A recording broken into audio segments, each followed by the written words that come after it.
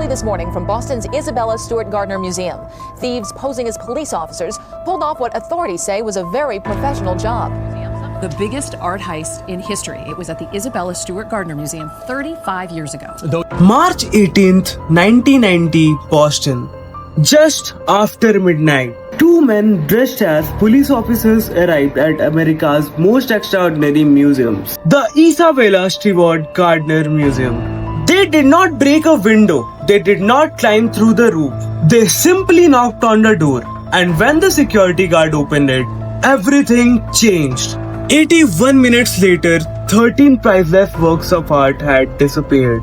More than 30 years later, now not one of them has been recovered. But what makes this crime so extraordinary isn't just what was stolen. It's how easily it happened and why after all these years, no one knows exactly where the paintings went.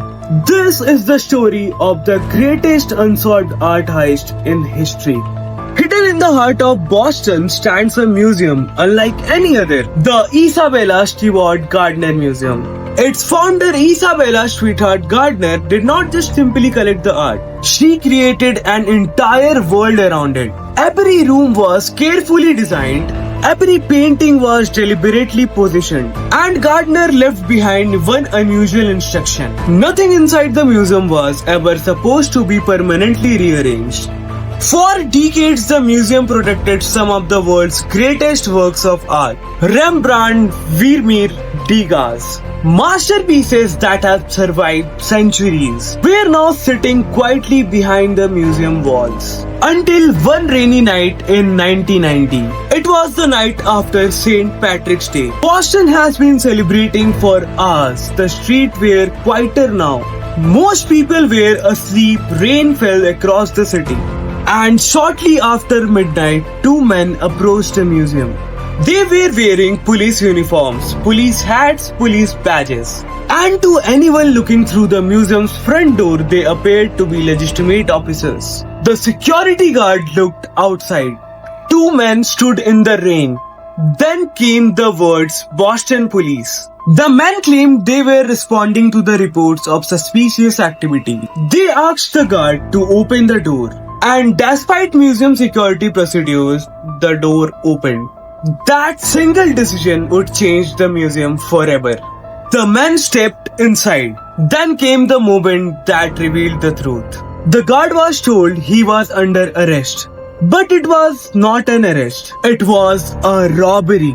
Two men restrained the security guards and gained the control of the museum. For the next 81 minutes, they were almost completely alone. And they knew exactly where they were going. This was not a random theft. The thieves did not simply grab whatever they could carry.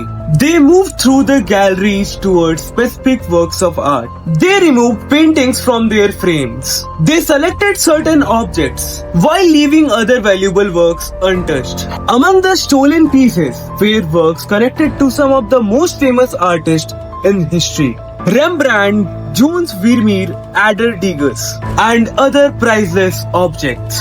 But there was something strange about the selection. Some extremely valuable works were left behind. Others were taken. Investigators would spend decades asking the same question. Why these paintings? Eventually the thieves left. And when they disappeared into the night, 13 works of art were gone. By sunrise, museum staff discovered the empty frames. The impossible had happened. One of the world's most secure cultural institutions has been robbed. And the stolen collection would eventually be valued more than $500 million. But the money was not the biggest loss. Some of these works were considered impossible to replace. They were pieces of history, and now they were simply gone. The investigation began immediately. Crime scene photographs were taken, security procedures were examined, witnesses were questioned, every possible clue was studied. But the thieves had vanished. No arrests, no paintings, and almost no answer. The investigators were left with one enormous question. Who were they? And how did they know exactly what to take? The answer would lead investigators deep into the world of organized crime. where every lead seemed to disappear. And that is where the real mystery begins.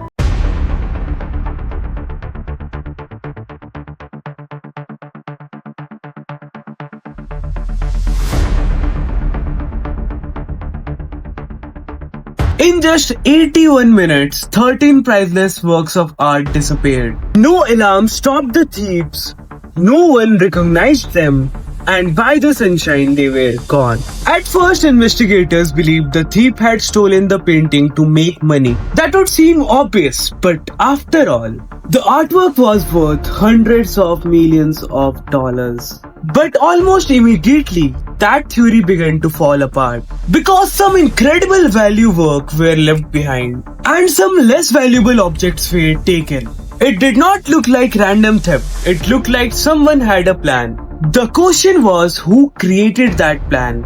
Among the missing works were masterpieces associated with Rembrandt, Johannes Vermeer and Edgar Degas and other historical artists. They were not ordinary paintings, they were internationally recognizable works of art. And that created a huge problem for whoever stole them. Because stealing valuable artworks is one thing, selling it is another.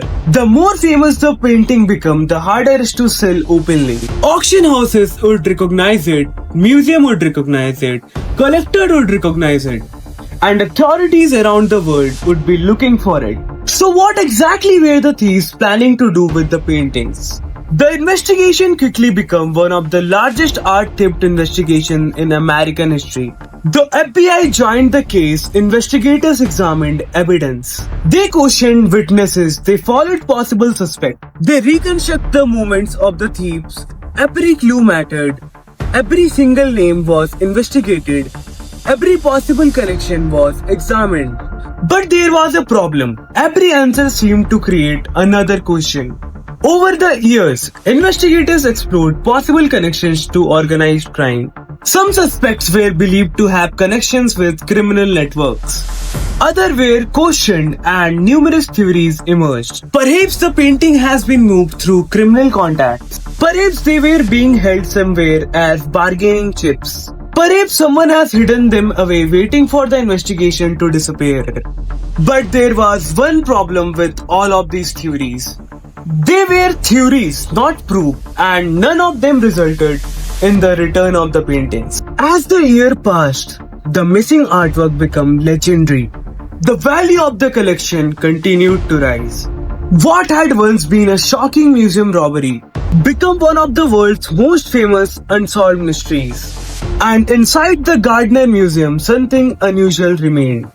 The empty frames, instead of replacing the stolen painting, the museum left the frame where they had been. Visitors could walk through the gallery and see the spaces where the masterpiece once hung. Empty, silent, waiting. A permanent reminder of what disappeared that night. Then, years after the robbery, something happened. Someone claimed to know where the paintings were. It was not the first lead and it would not be the last. The investigation received tips, anonymous information, claims from people who said they knew something. Someone sounded convincing, others quickly collapsed. But no one brought the masterpiece home. The reward grew, public interest continued, and the case refused to disappear. More than 3 decades have passed since the rainy night in Boston. The thieves were still unidentified. The paintings are still missing, and the investigation remains one of the most mysterious art theft cases in history. But if the paintings were stolen for money, they have not been stolen. If someone knows where they are, why they have not been recovered? And if the thief planned everything so carefully, what happened to the masterpieces after they have left the museum? Because somewhere they may still be an answer. And somewhere they may still be 13 missing works of art. History of Boston Museum has doubled its reward to $10 million until the end of this year. Now, thieves made off with 13 masterpieces. 2 men distinguished as police officers, 81 minutes, 13 priceless works of art. And more than 3 decades later, the mystery remains. Most investigations become colder with time. This one never truly disappeared. New information continued to surface. New rumors appeared, new suspects were discussed, and investigators continued following leads. But none of them solved the mystery. Over the years, countless theories emerged. Some explored possible connections to organized crime. Others suggested the paintings may have been moved through criminal networks. Some theories suggested the artwork could have been hidden in private locations. Others raised the possibility that the paintings may have been damaged or destroyed. But there is one important distinction. A theory isn't evidence, and evidence isn't the same thing as proof. That's what makes this case so unusual. There are countless possibilities, but very few confirmed answers. This is the another reason the mystery continues. The stolen paintings are incredibly recognizable. They cannot simply appear at a major auction. They cannot be displayed publicly, and anyone attempting to sell them openly would immediately attract attention. The very fame that makes this painting valuable and also make them extremely difficult to sell. So perhaps they were hidden, perhaps they were passed quietly between criminals, perhaps they were kept somewhere for years without anyone realizing exactly what they were. Or perhaps they no longer exist, no one knows for certain. And then there were empty frames inside the Gardner Museum. They remain exactly where the stolen masterpieces once hung. Visitors still see them. Empty frames surrounded by priceless works that survived the robbery. It's an unusual memorial. The museum isn't pretending the paintings are still there. Instead, the empty spaces tells the story. Something was taken, something is missing, and nobody knows when or if it will ever return. The reward has been offered for information leading to recovery of the stolen artwork. And despite decades of publicity, the masterpieces have never come home. That means somewhere, someone may know something. Someone may have heard a story. Someone may have seen a painting. Someone knows what happened after the thieves left Boston. But until the information reaches investigators, the mystery remains. History remembers famous crimes because they were solved. This one became famous because it was not. The thieves disappeared, the painting disappeared, and the truth may still be hidden somewhere in the world, has never looked. Some mysteries end with an arrest, some end with a confession, and some become the part of history. The Isabella Stewart Gardner Museum theft is one of them.